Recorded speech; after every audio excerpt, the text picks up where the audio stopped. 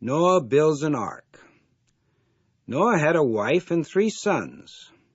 His sons' names were Shem, Ham, and Japheth, and each of these sons had a wife.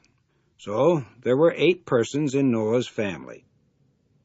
God now had Noah do a strange thing. He told him to build a big ark. This ark was large like a ship, but it looked more like a big, long box. "Make it 3 floors high," God said, "and put rooms in it." The rooms were for Noah and his family, the animals, and the food all of them would need. God also told Noah to fix up the ark so that no water could leak in. God said, "I'm going to send a great flood of water and destroy the whole world. Everyone not in the ark will die."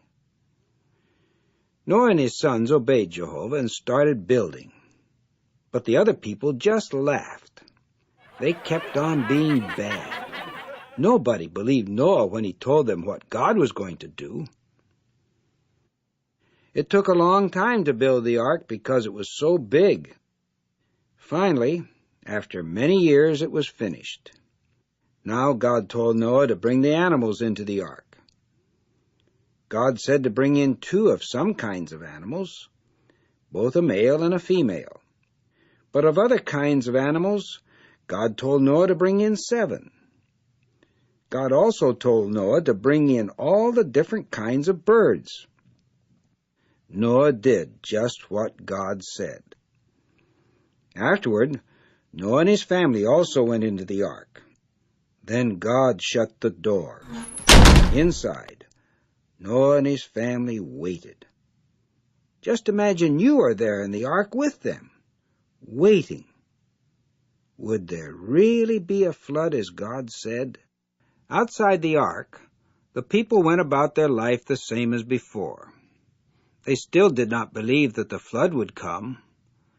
They must have laughed more than ever, but they soon stopped laughing. All of a sudden, water began to fall. It poured down from the sky as when you pour water from a bucket. Noah had been right. But it was too late now for anybody else to get into the ark. The door had been closed tight by Jehovah. Soon all the low ground was covered. The water became like big rivers. It pushed over trees and rolled around big stones and made a lot of noise. People were afraid. They climbed up to higher ground. Oh, how they wished they had listened to Noah and gotten into the ark when the door was still open for them. But now it was too late. The water kept getting higher and higher. For 40 days and 40 nights, the water poured out of the sky. It rose up the sides of the mountains, and soon even the tallest mountains were covered.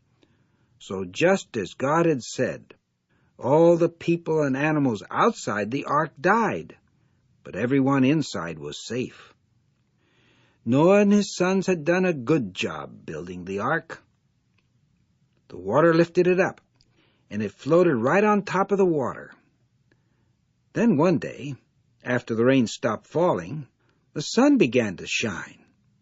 What a sight it was! There was just one big ocean everywhere, and the only thing that could be seen was the ark floating on top. The giants were gone now. No more would they be around to hurt people. All of them had died, along with their mothers and the rest of the bad people. But what happened to their fathers? The fathers of the giants were not really human people like us. They were angels that had come down to live as men on earth. So when the flood came, they did not die with the rest of the people.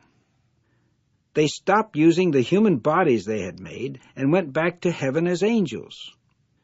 But they were no longer allowed to be part of the family of God's angels. So they became the angels of Satan. In the Bible, they are called demons. God now made a wind blow, and the waters of the flood began to go down. 5 months later, the ark came to rest on the top of a mountain. Many more days passed, and those inside the ark could look out and see the tops of the mountains.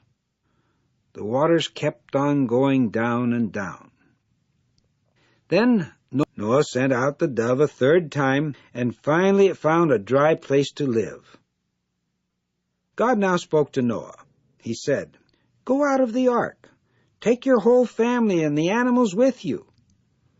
They had been inside the ark for more than a whole year, so we can just imagine how happy they all were to be outside again and to be alive.